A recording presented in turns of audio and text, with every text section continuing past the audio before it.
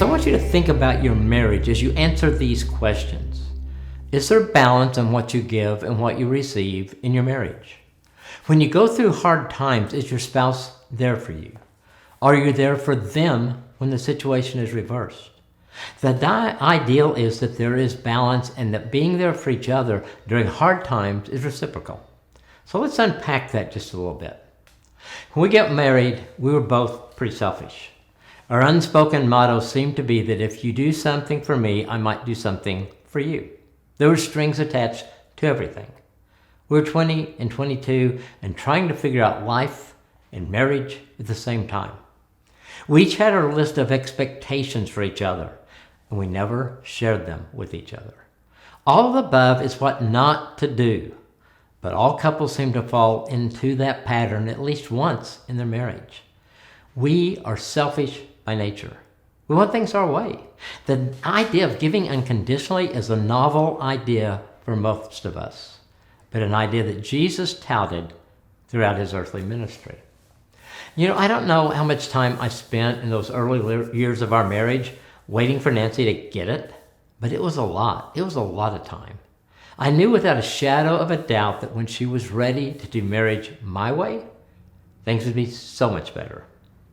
If only I'd known that she was doing the same thing as she waited for me to get it.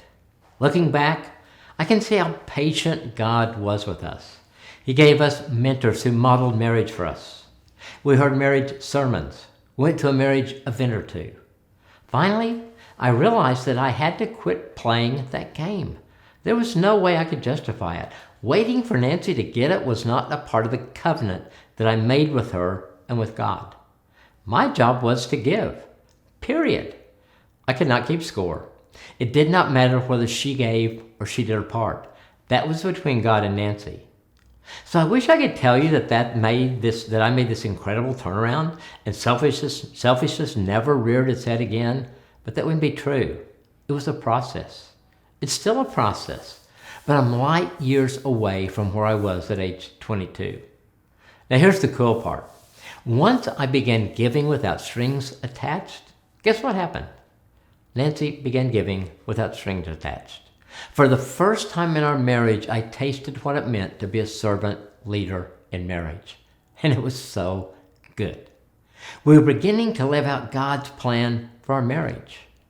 Sure, we take steps back, but we never have hit bottom again, and we'll recover more quickly with every passing year. Selfishness is not the only way that we can get out of balance. Sometimes things get out of balance for legitimate reasons. We've been married for 17 years, and Nancy was facing a major surgery. We trusted the doctor and the hospital. Both had great reputations, but this surgery would keep her in the hospital for almost a week, and the recovery would be fairly painful and pretty slow. So I blocked out my schedule so I could spend the week with her. My parents, they were in charge of our kids. The day of the surgery was a hot August day. Things went well. I spent the night at the hospital with Nancy. The next morning, I went home to clean up, and I realized that the air conditioner was out. It was August and hot. The upstairs of our home was like an oven. Each day that week, I reminded myself to call the air conditioner repairman, and late each night, as I sprawled on the bed when I got home, I knew I had forgotten it again. By the fourth day after surgery, Nancy was supposed to be getting better, and she wasn't. In fact, that day she began to get worse. She couldn't eat. She was drinking very little. She was losing weight and had no strength. She needed help to do almost everything. As the days passed, the doctors tried a number of things, but she kept getting worse. It was now day 13, and I was watching her literally waste away in front of me. Even though she was incredibly weak, the surgeon decided he had to open her up again. They scheduled the surgery for the first thing the following morning. I was in a daze. I was sleeping in a 90-plus degree bedroom at night. The rest of the 24 hours I was living at the hospital. I was surviving on hospital cafeteria and vending machine food. I was barely seeing my kids, and I didn't want them to see their mom like this. She talked to him on the phone, but talking really wore her out.